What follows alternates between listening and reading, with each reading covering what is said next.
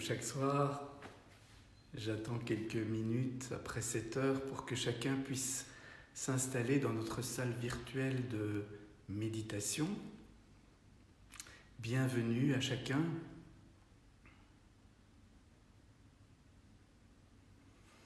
Sentez bien votre corps, installez-vous confortablement.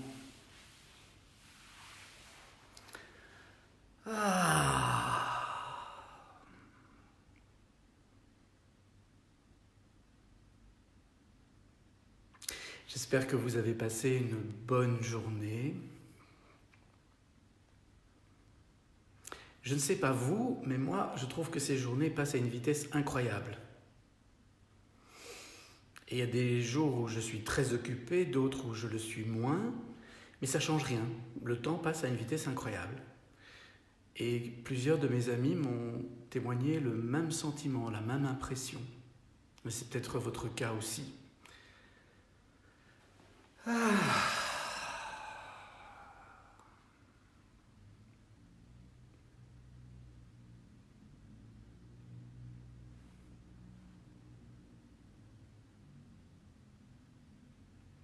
Bonsoir de Casablanca. Oui, bonsoir. Oui, bonsoir au Maroc, bonsoir en Suisse, bonsoir en France, bonsoir en Belgique, bonsoir, j'ai vu en Algérie, en Égypte, au Canada, en Espagne. Oui.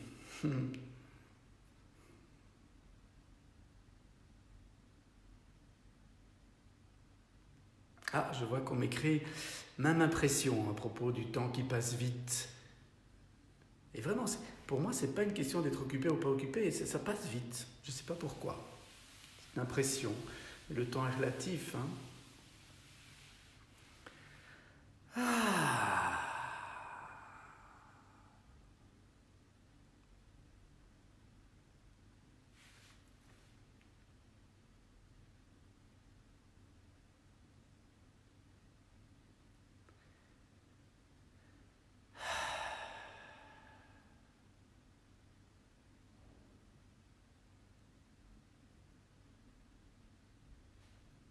Ça y est, vous êtes installés. Soufflez, détendez-vous. Rappelez-vous, il n'y a pas de spiritualité incarnée sans souffle exprimé.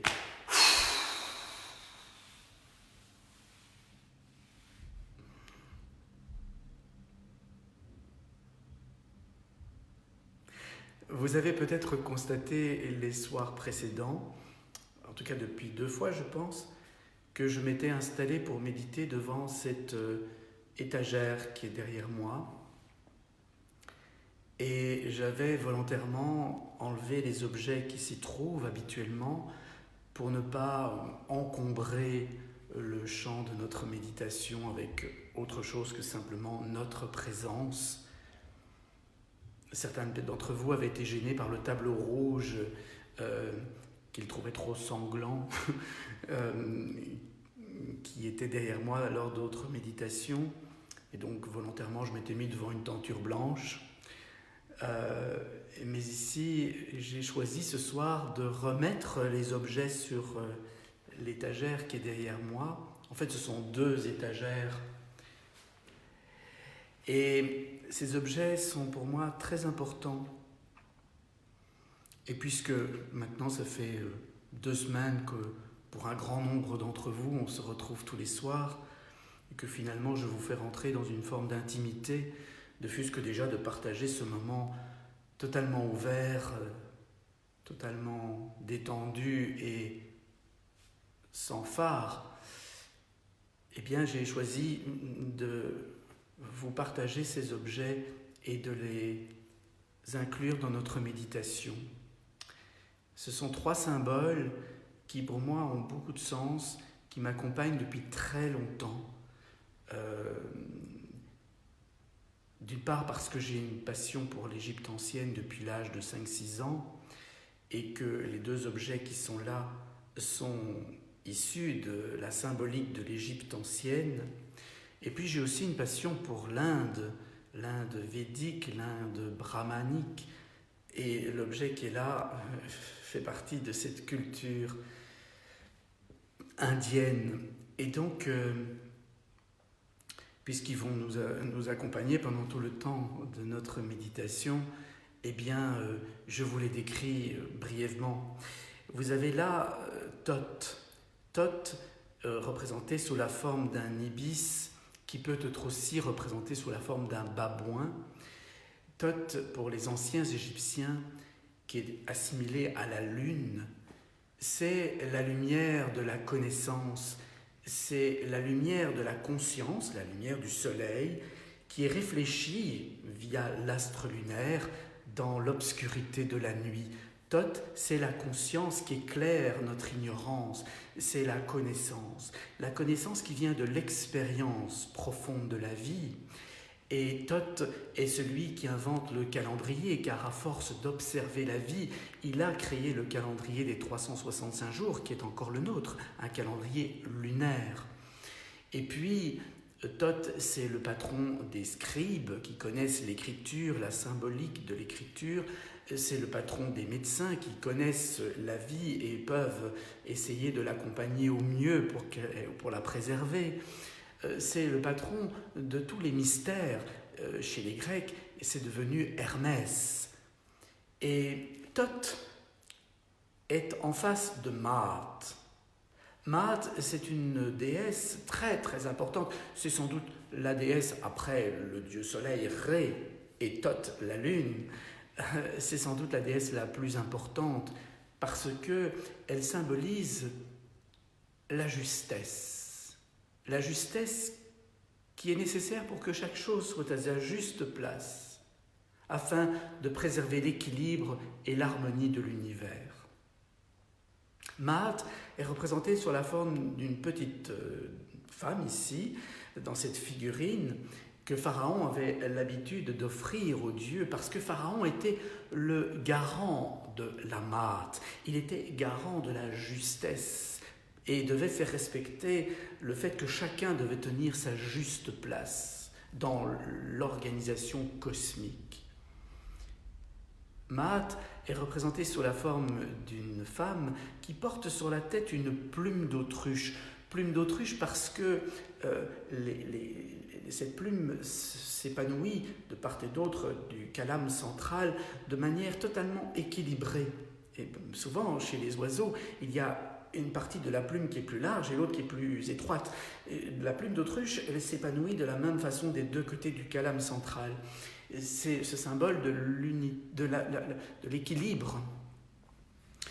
Et les égyptologues ont souvent traduit ça par justice. Mais en fait, c'est beaucoup plus juste de parler de justesse. Car pour les anciens Égyptiens, comme pour les Indiens, il n'y a pas de bien ou de mal, il y a tout ce qui est, et des polarités qui forment une dynamique, et qui sont des compléments, des opposés absolument nécessaires pour que l'un puisse exister en face de l'autre.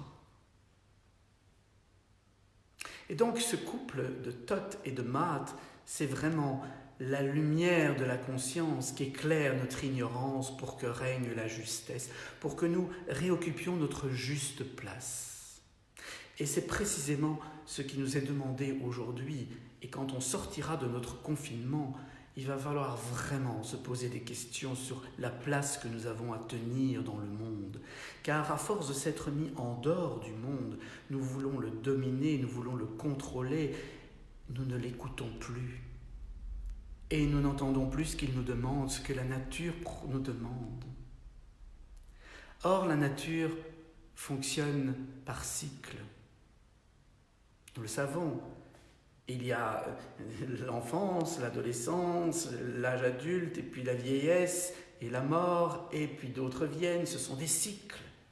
Il y a des hivers, des printemps, des automnes, des étés, des automnes. Ce sont des cycles.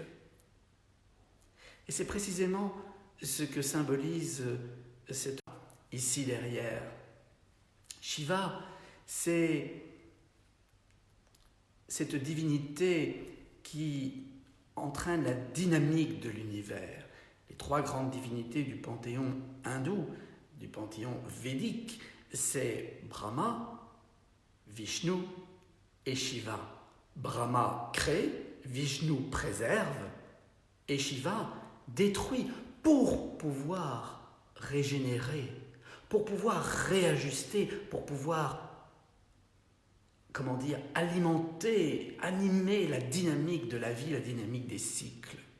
Et c'est bien ce qui nous est aussi, je ne vais pas dire proposé, mais imposé dans une expérience collective comme celle que nous faisons, c'est de comprendre que nous avons fini un cycle, que nous sommes allés au bout d'une logique et qu'il faut une vraie destruction pour reconstruire.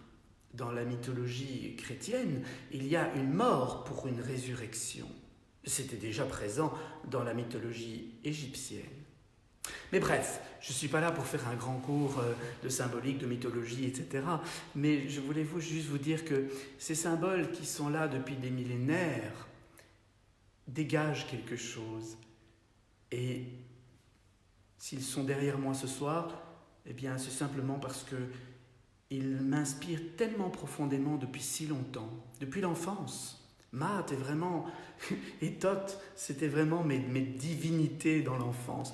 J'ai grandi dans une famille catholique, mais j'avais compris que ce qui comptait, c'était la lumière de la conscience, ce que disaient déjà les Égyptiens.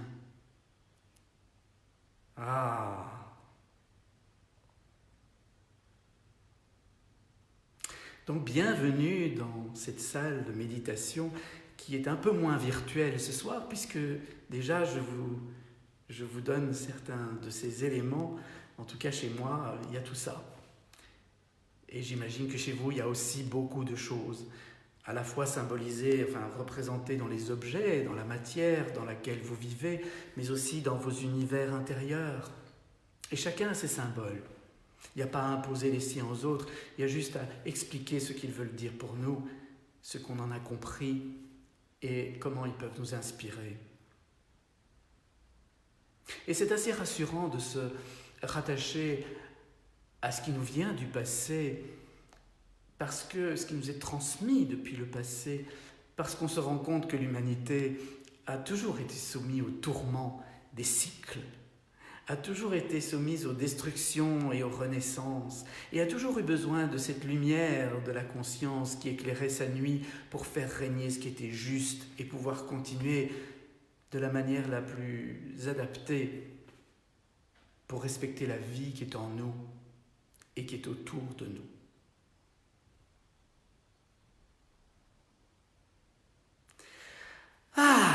Je vois que ça y est, on est de nouveau à peu près comme hier, aussi nombreux qu'hier, donc je pense qu'on va pouvoir commencer notre pratique. Pour ceux qui ne sont jamais venus dans notre salle virtuelle de méditation, sachez que plus on avance, moins je parle.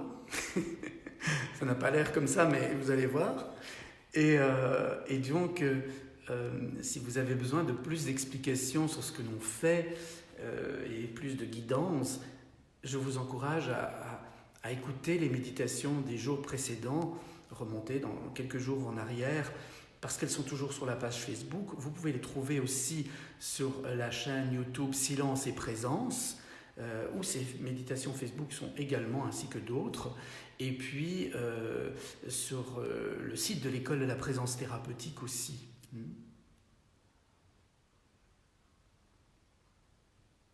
Notre rencontre se passe en 3 parties. La première consiste à faire des exercices physiques très inspirés du yoga, du qigong, qui préparent le corps à la méditation.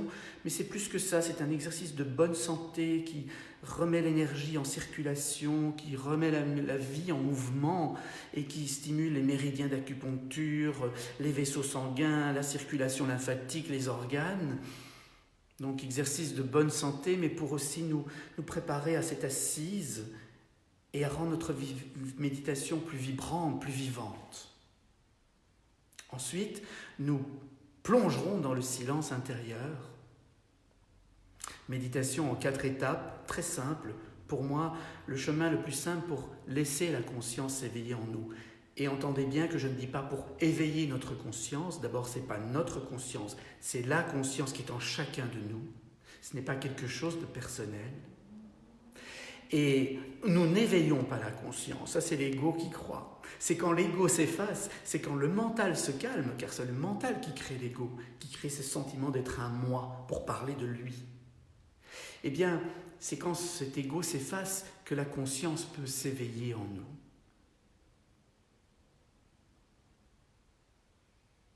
Et à la fin de cette plongée dans le silence intérieur qui nécessite une grande ouverture du cœur, et j'insisterai encore pour vous dire qu'il faut ouvrir le cœur physiquement, tantriquement, libérer les tensions, sentir cette profonde détente qui va générer une vibration dans laquelle toutes nos cellules vont baigner. Et l'information qui est véhiculée par cette vibration fait que tout notre corps va être rempli de cette vitalité, de cette joie.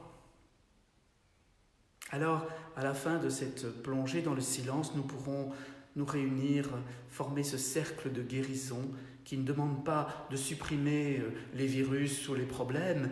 Non. Il demande simplement qu'à l'occasion des virus ou à l'occasion de certaines circonstances problématiques, nous trouvions la sagesse inspirée par la voix de la conscience en nous et que nous trouvions la justesse, la justesse pour tenir notre juste place afin de mieux respecter la vie qui est en nous et autour de nous.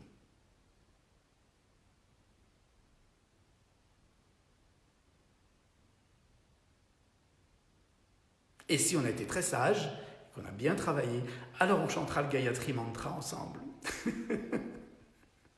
Le Gayatri Mantra qui est une très vieille invocation à la lumière de la conscience pour qu'elle éclaire nos égos apeurés et leur permettre à nos personnalités de se mettre au service de plus grand que nous, qui est en nous, au service de la conscience, au service du divin, au service de la source dans laquelle tout apparaît, tout disparaît, c'est-à-dire le silence, la paix, l'amour.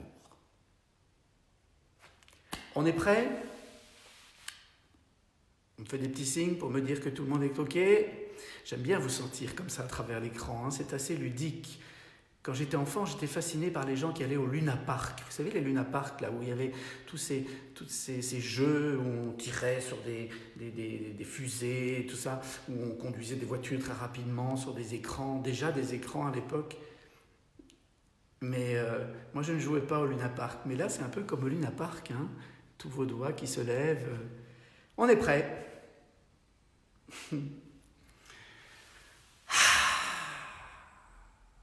Je vous invite à vous lever afin d'effectuer cet exercice en position debout, les jambes écartées, les genoux déverrouillés, la bouche toujours entrouverte et on souffle, on ne retient rien. Rappelez-vous, c'est une méditation dans le corps qui doit aboutir à une détente du corps pour que l'énergie puisse passer, que la vie puisse circuler, car la vie connaît le chemin, mais le chemin ne passe que par où c'est détendu. Hey.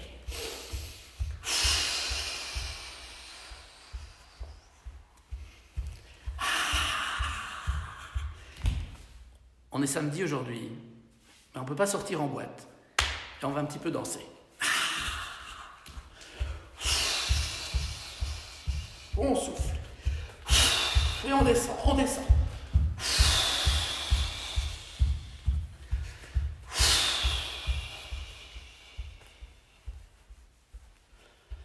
Les genoux sont déverrouillés. On est assis sur terre. Attention à ne pas avoir une trop grande lordose. On efface légèrement les lombes pour encore s'asseoir davantage. Vous sentez ? On peut être trop tendu derrière. Alors l'énergie ne passera pas. Donc on libère la tension en effaçant légèrement les lombes.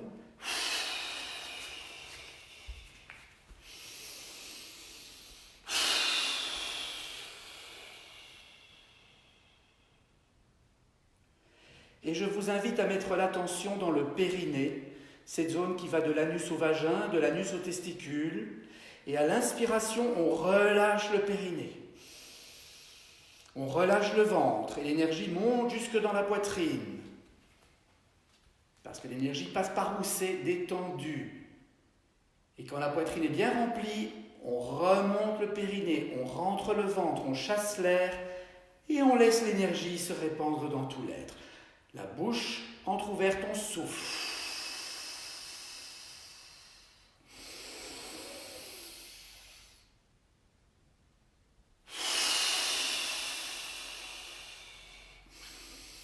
Inspirez, laissez l'énergie monter, le périnée est détendu, le ventre est détendu jusque dans la poitrine.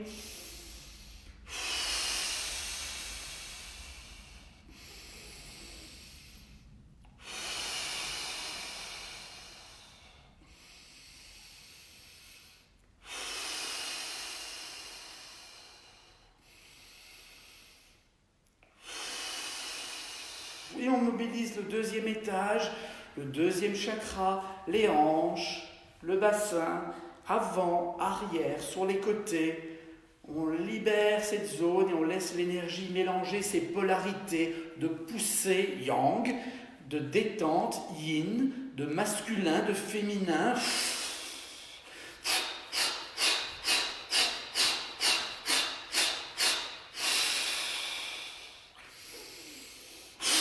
Et on souffle, la bouche ouverte.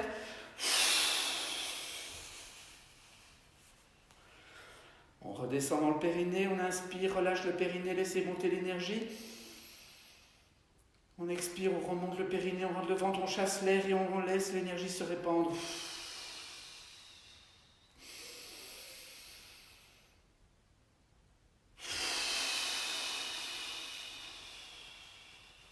On libère le bassin.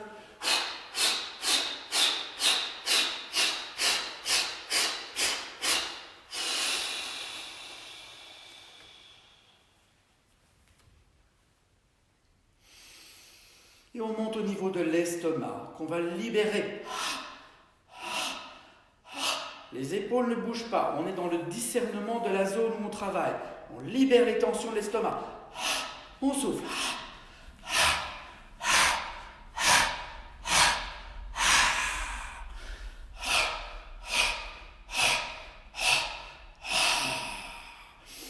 Et on va ouvrir à l'inspiration en laissant les bras le long du corps et en écartant les avant-bras dans le plan du troisième chakra.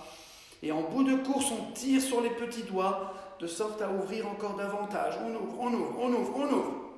Et puis on souffle en ramenant vers l'estomac. Les épaules ne bougent pas. La bouche entrouverte, on souffle et ça s'ouvre derrière.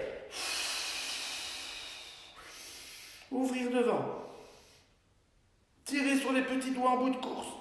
Et puis, ramenez. Les épaules ne sont pas engagées.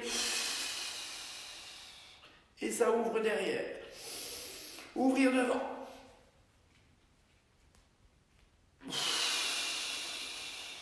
Sentez le bas des côtes qui s'ouvre, qui s'ouvre.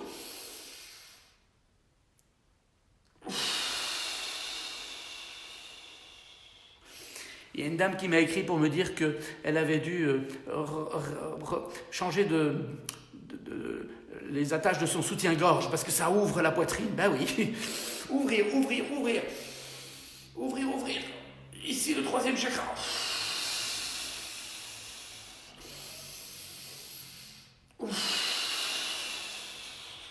Les genoux restent déverrouillés et on descend de nouveau dans le périnée. Inspirez, relâchez le périnée.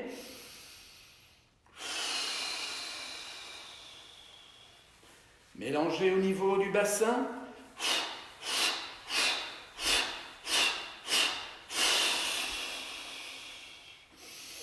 Ouvrir l'estomac.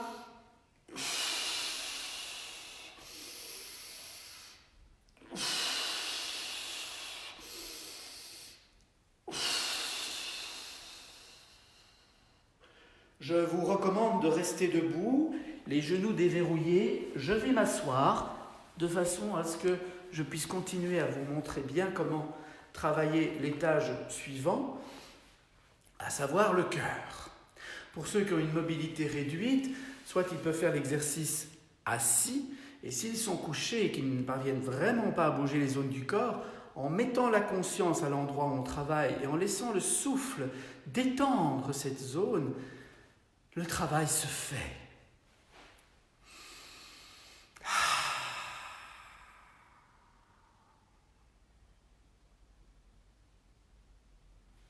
le périnée à l'inspiration.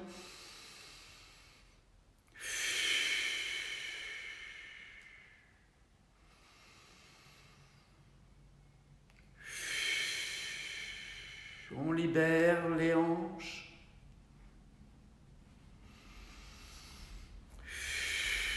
Respirez profondément, ne respirez pas trop rapidement, n'hyperventilez pas. Et en même temps, n'hésitez pas à bien respirer profondément, on n'est pas habitué à ça.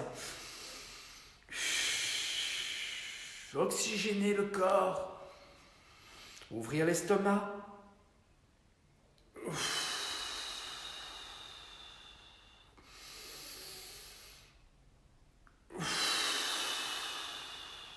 Ouvrir la poitrine. Et pour ouvrir la poitrine, imaginez qu'un ballon est à l'intérieur et gonfle dans toutes les directions. Il pousse le sternum vers l'avant, les épaules vers le haut, les côtes sur le côté, la colonne thoracique vers l'arrière, le diaphragme vers le bas. Sentez le ballon gonfle, gonfle, gonfle, vous ouvrez la poitrine, vous ouvrez le cœur.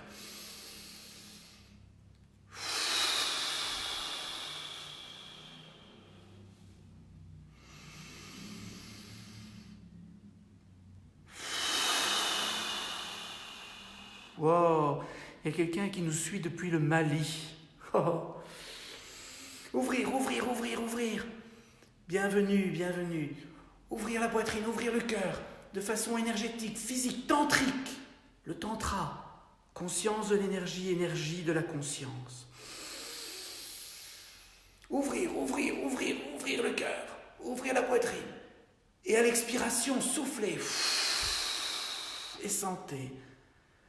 Sentez cette énergie de l'acceptation qui s'installe dans tout l'être. L'énergie de l'acceptation sans condition, l'énergie de l'amour inconditionnel. Et ouvrir la poitrine. Les genoux restent déverrouillés, bien en bas.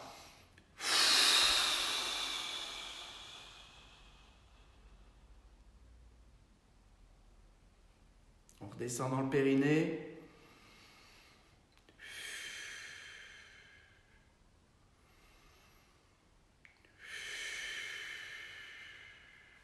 On respire par les hanches, le bas du ventre.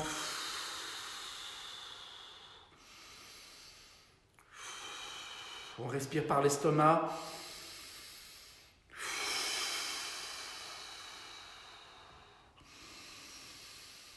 Quelqu'un dit qu'il est en Colombie.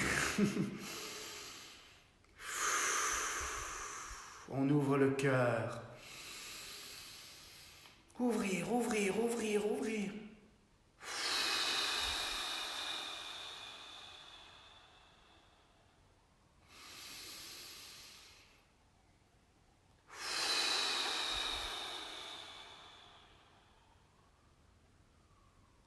On reste bien ancré, les genoux déverrouillés, et on va mobiliser la zone du cou en gardant les yeux ouverts.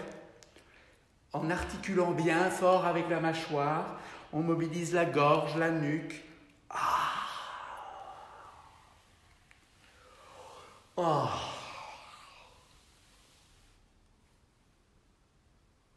Et ça vous fait bâiller. C'est normal. C'est la vague d'énergie qui circule depuis les pieds jusqu'au sommet du crâne et qui doit se libérer. Relâchez toujours les mâchoires. Ne retenez rien.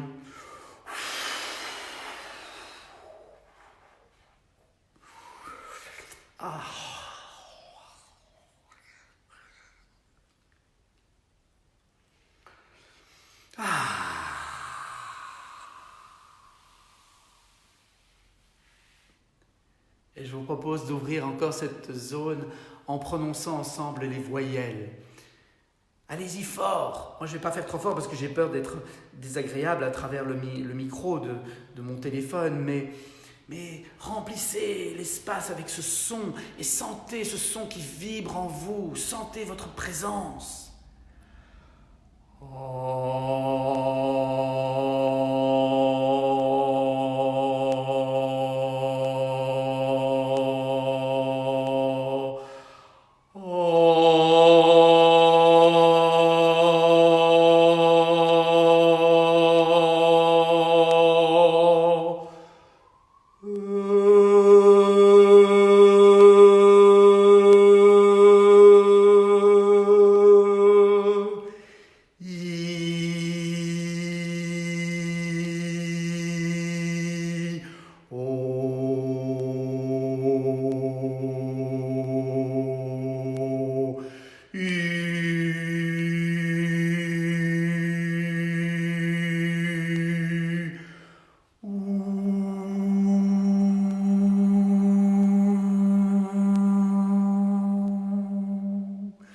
On redescend dans le périnée, on ouvre le périnée à l'inspiration.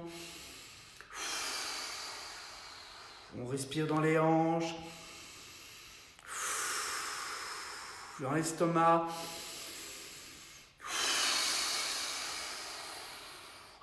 On reste bien les genoux déverrouillés. On ouvre l'estomac, puis la poitrine, puis la gorge.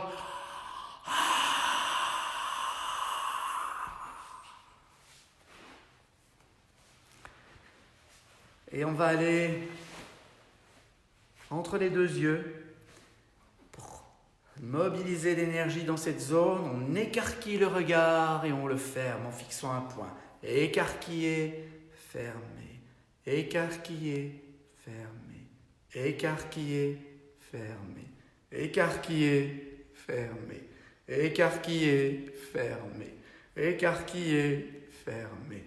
Les yeux en haut, les yeux en bas, les yeux en haut, les yeux en bas. Haut, bas. Inspirez vers le haut, expirez vers le bas. Haut, bas. Haut, bas.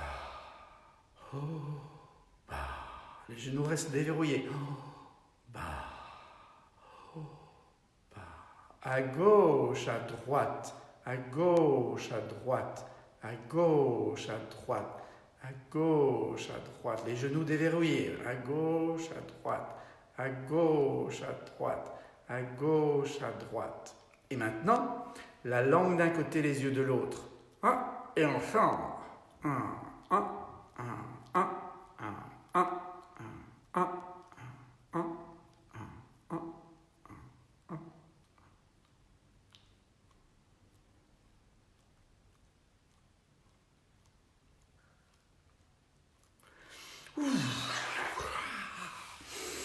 Et on termine par un petit massage de tout le corps, d'abord du sommet du crâne. Et puis de tout le corps.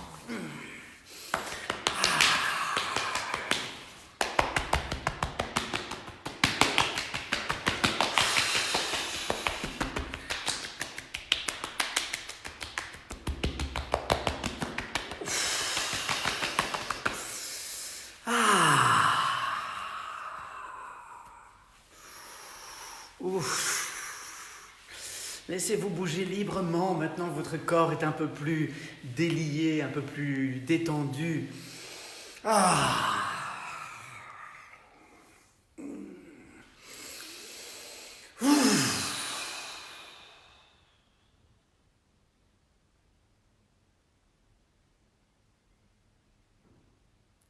Et je vous invite à vous asseoir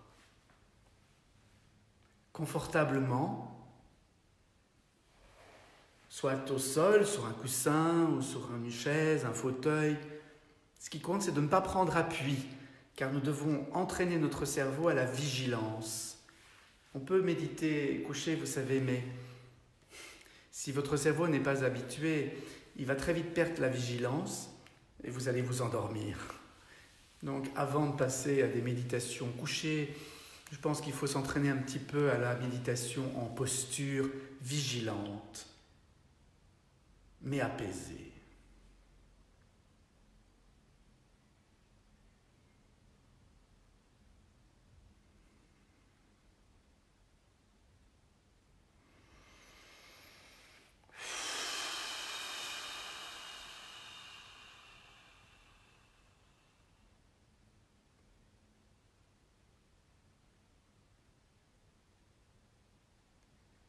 Plongez dans le silence intérieur.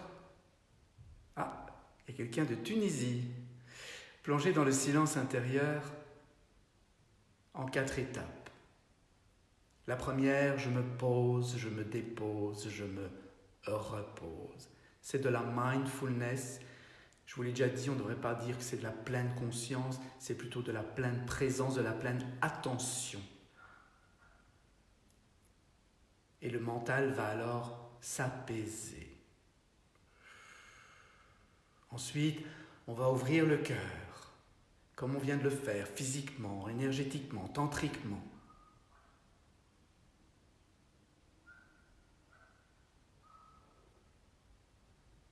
et le mental va s'apaiser encore plus profondément.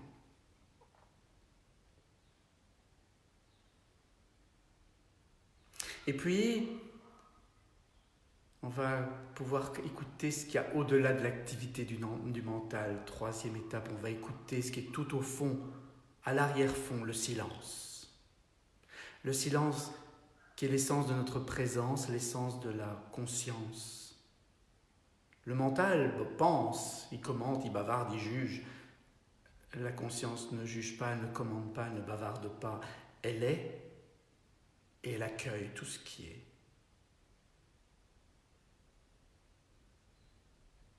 Elle est silence, elle est paix, elle est amour.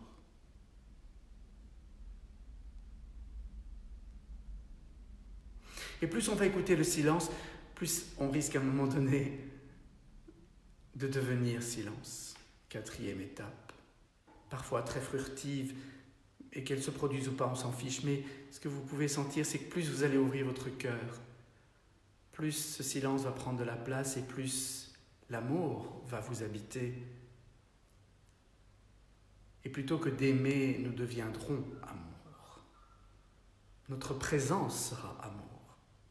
Capacité d'accueillir, sans réagir automatiquement selon les critères de la personnalité, mais d'agir en pleine conscience, en pure conscience.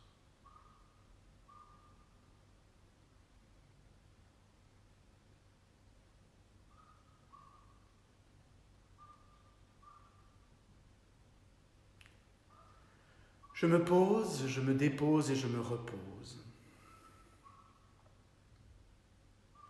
Je me pose. Je prends une pause dans le temps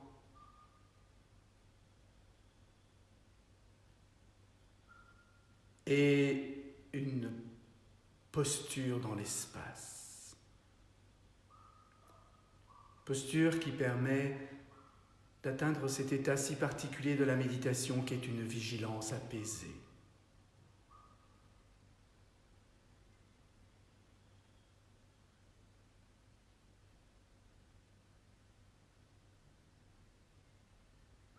Assis confortablement, les épaules basses, les mains posées sur les cuisses, les épaules à l'aplomb du bassin, pas penchées vers l'avant, pas retractées vers l'arrière. Développer cette conscience du corps. La colonne vertébrale bien droite, le menton légèrement rentré, ce qui accentue encore l'étirement de la colonne vertébrale. On évite de prendre appui. Le regard est porté vers le bas, on ne ferme pas complètement les yeux pour rester ici et maintenant, comme le Bouddha, qui médite toujours les yeux légèrement entrouverts. Je me pose.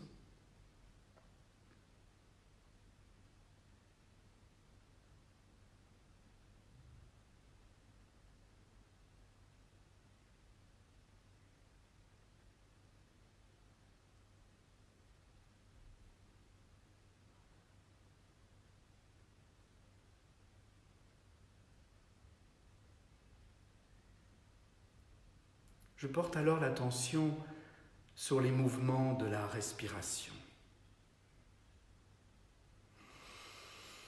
Inspire, expire, sans chercher à les influencer.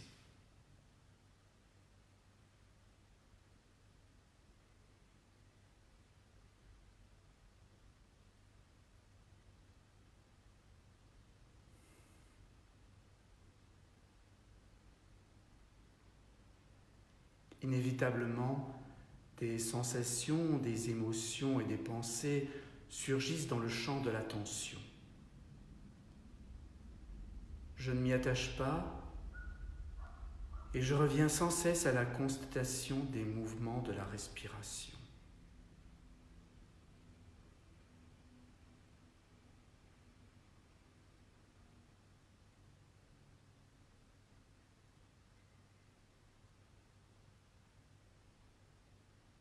Je me dépose.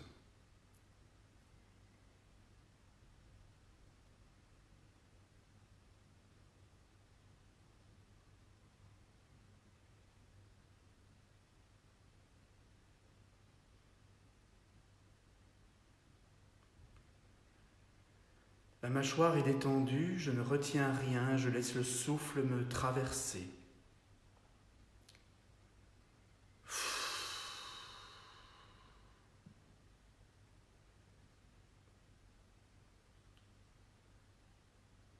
Peu importe les sensations, les émotions et les pensées qui surgissent dans le champ de l'attention, je reviens sans cesse à la constatation des mouvements de la respiration.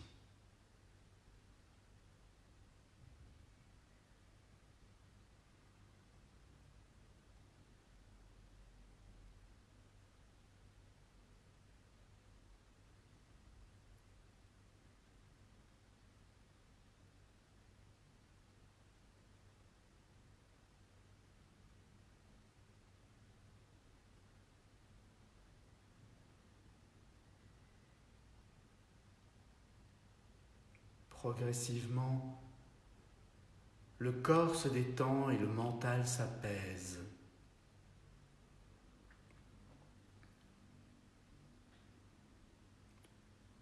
Je me repose.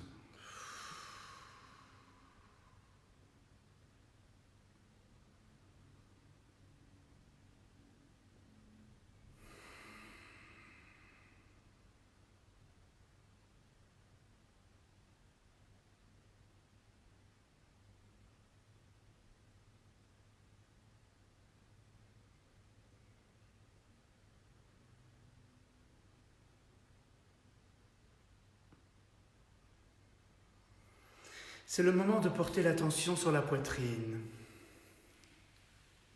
et de profiter de chaque inspiration pour laisser la poitrine se détendre, comme si le ballon gonflait à l'intérieur. J'ouvre la poitrine, j'ouvre le cœur.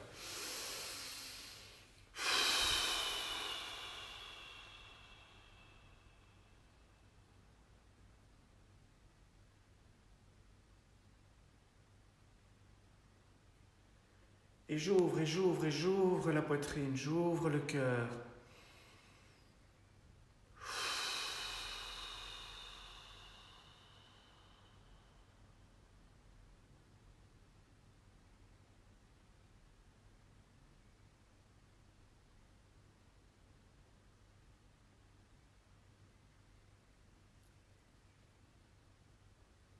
Peu importe les sensations, les émotions et les pensées qui surgissent dans le champ de l'attention,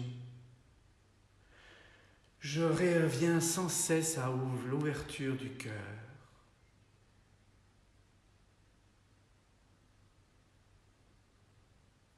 Les mâchoires restent détendues, je souffle, je ne retiens rien. Et j'ouvre le cœur.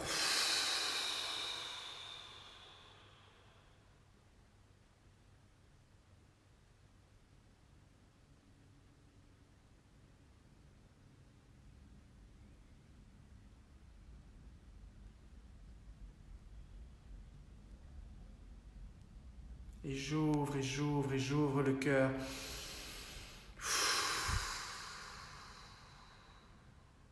Et je sens cette belle énergie de l'acceptation sans condition, l'énergie de l'amour inconditionnel qui se répand dans tout l'être.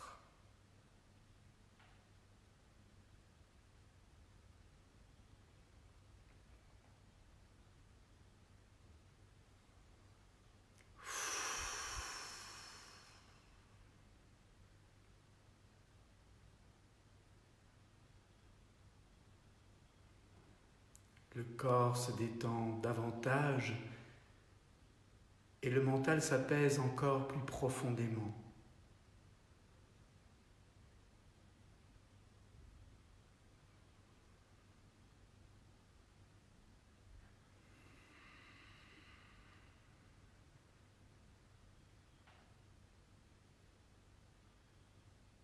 Et j'ouvre le cœur.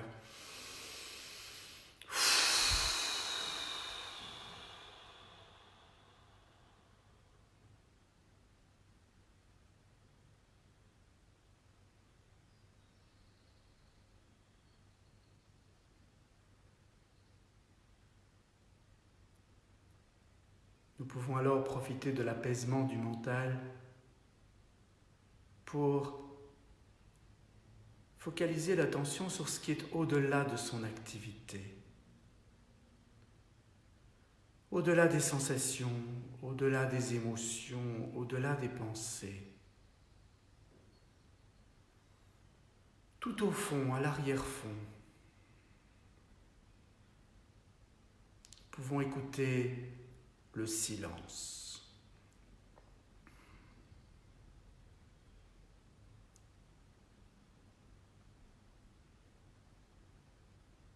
Le silence qui n'est pas l'absence de bruit, mais l'espace dans lequel tous les bruits apparaissent et disparaissent. Et j'ouvre, et j'ouvre, et j'ouvre le cœur.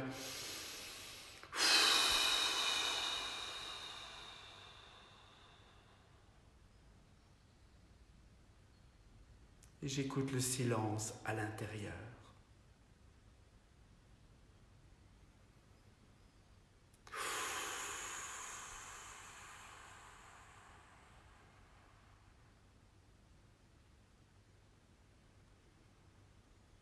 Et j'ouvre, et j'ouvre, et j'ouvre le cœur.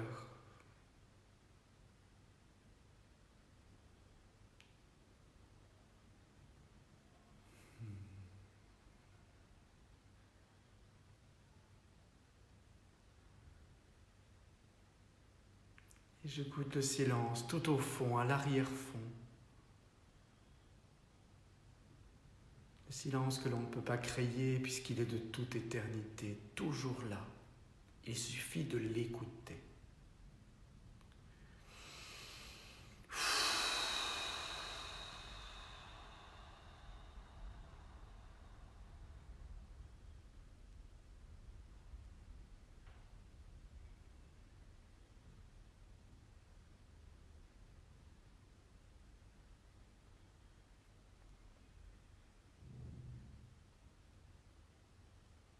Et j'ouvre, et j'ouvre, et j'ouvre le cœur.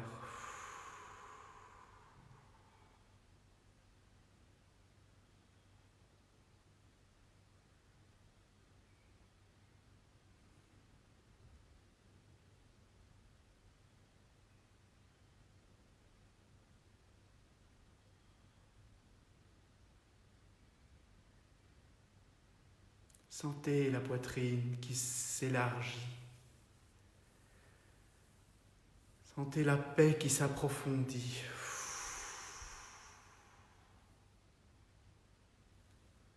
Sentez l'amour qui nous envahit.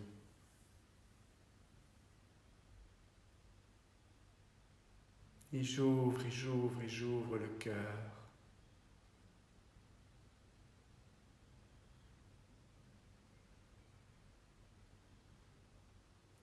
Et j'écoute le silence à l'intérieur.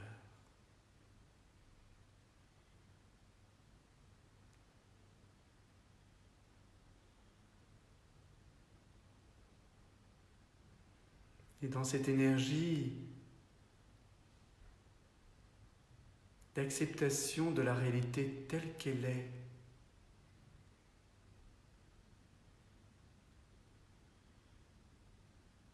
nous pouvons nous mettre en disponibilité pour écouter, se laisser inspirer par la voix de la conscience, la voix de la vie en nous qui nous montre le chemin. Un chemin qui passe toujours par où c'est paisible, silencieux, aimant, détendu. Et j'ouvre, et j'ouvre, et j'ouvre le cœur.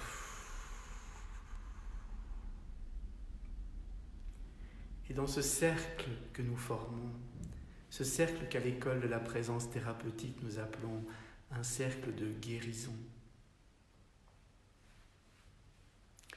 nous pouvons inviter par l'intention toutes les personnes qui nous paraissent avoir besoin de contacter cette énergie, cette source vivante qui est en chacun de nous.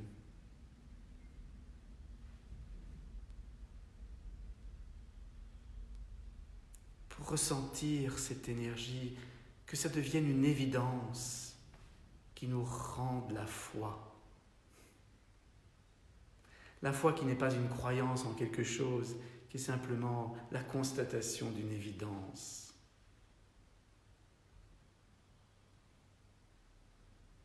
Alors je vous invite à déposer toutes les personnes que vous voulez en prononçant leur nom dans notre cercle de guérison. Et j'ouvre, et j'ouvre, et j'ouvre le cœur.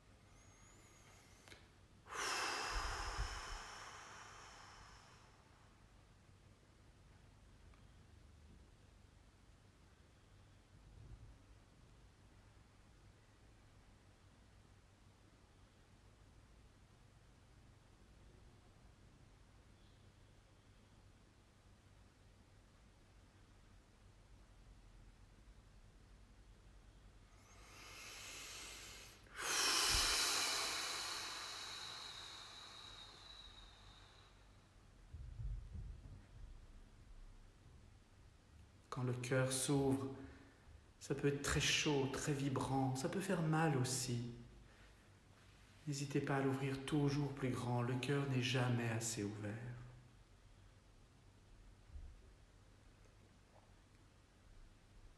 Vous pouvez avoir froid parce que vous êtes détendu.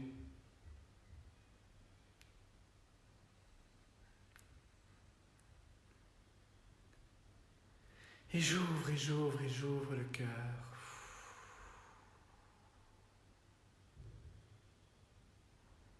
Je m'invite dans notre cercle de guérison. Je vous invite tous, mais plus spécifiquement certaines personnes dont je prononce le nom en moi pour ne pas déranger votre méditation, mais n'hésitez pas à prononcer ce nom.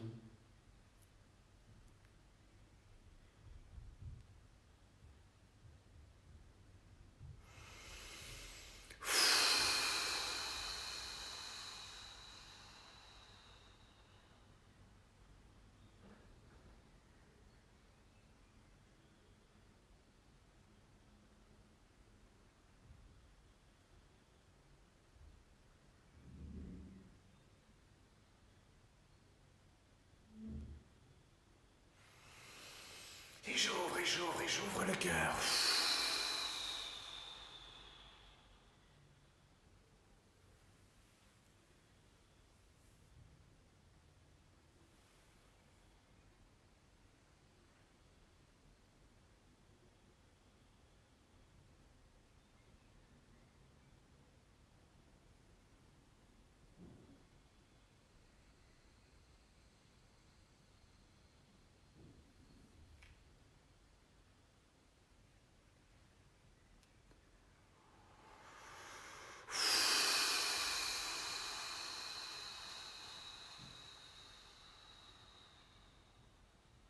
Et je souffle et je ne retiens rien.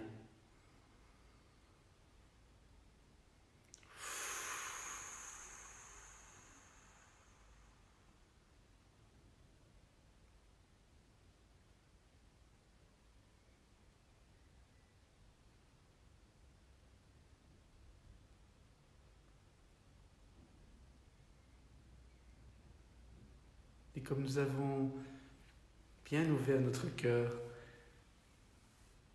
je vous propose de chanter ensemble le Gayatri Mantra. Et lorsque nous aurons fini, après l'avoir chanté 9 fois, puisque ça se chante 9 fois ou un multiple de 9, de rester un moment encore pour goûter le silence. Ne partez pas trop vite. Quelques minutes. Ce silence est une qualité très très très très très importante, très forte, très profonde. Oh.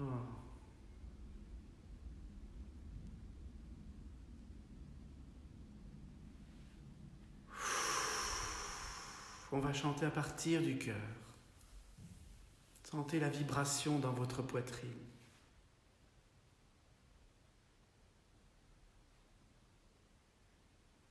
Dans le cercle de guérison, toutes les personnes qu'on veut déposer, c'est toutes les personnes qui ont des difficultés, qui sont prises dans l'angoisse, la souffrance.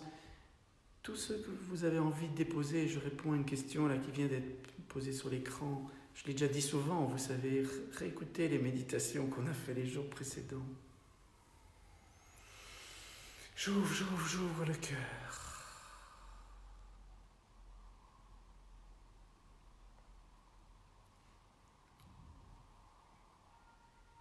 Om Bhurbuva Svah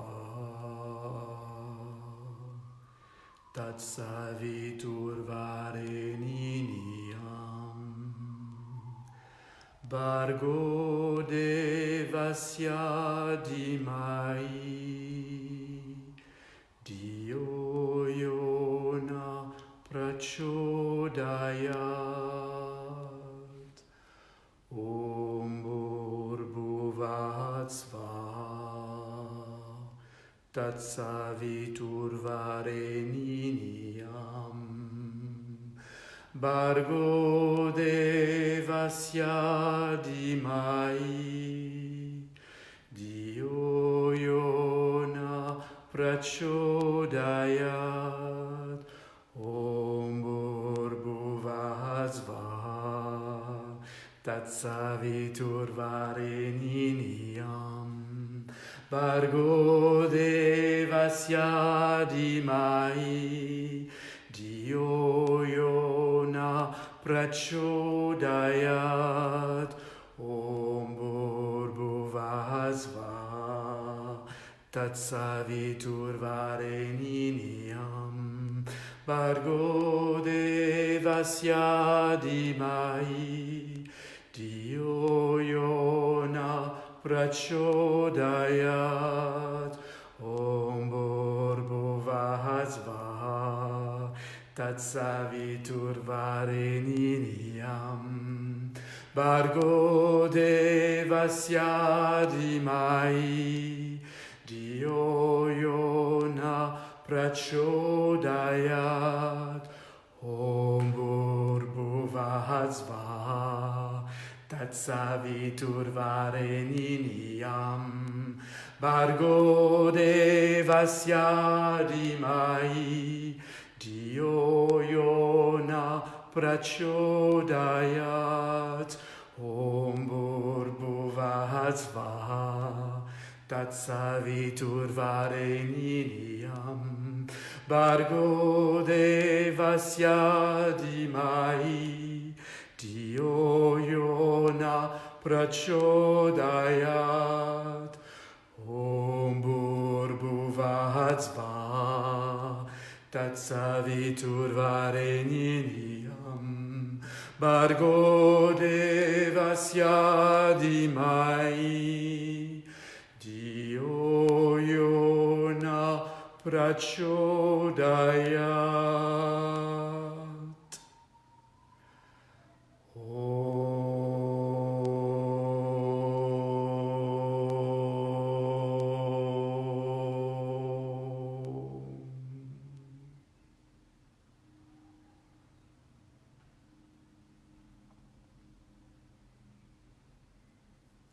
Si vous êtes tenté d'aller applaudir les soignants, restez là quelques instants, applaudissez-les dans votre cœur. Ça fera beaucoup plus de bruit que le claquement de vos mains.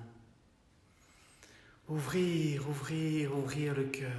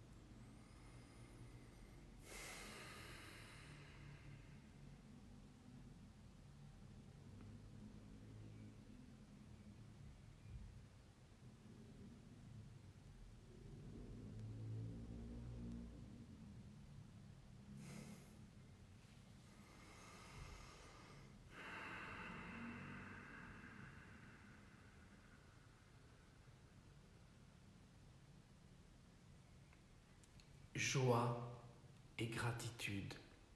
À demain.